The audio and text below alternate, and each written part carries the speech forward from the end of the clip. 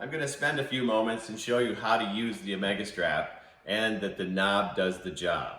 Well, there's other features on here as well. One of them I'm going to start with here, and that is the hook assembly. If we come around to this side, we'll see that we have an assembly on that has a flexible wire on it. I've been using this one for days, showed 1,000 times at the fair the other day, and here it is. It's still pliable and bendable and has not broken. And so here's a point where typically we'll have it like on the side of a truck or something that's falling away. And this shows you a unique anchor point that you can use even that will allow it to stay while I'm using it on the other side.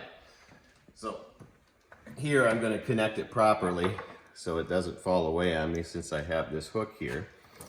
There we go. And now I'll come over and use the buckle. The buckle has a unique feature in that if you take the clam, keep it shut, you're able to turn the knob and turn the slot back for loading, and it stops right there in perfect position for loading. Again there, and it says load slot this side. And so I will just take the strap and slide it through the slot and bring it down for initial tensioning, where I will just use the knob to roll it in and get it started. And then I'm able to take the buckle and bring it in the rest of the way.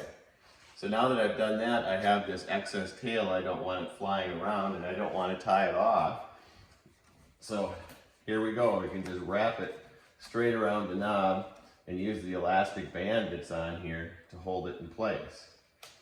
There you go, good for 80 miles an hour. Now, once you've reached where you're going, no more untying this. Instead, just pull this off. Off comes that. Now I'm going to show you how to release the ratchet strap. In this case, I have a tension load, so I'm able just to hold on to the knob. Here's the pinch points, the pawl here and the handle. Pinch it, slide it back, and it's released.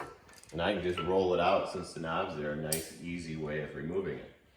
So finally, you can use this same loop that's on here for attaching that to make a nice, tidy storage of your OmegaStrap for use next time.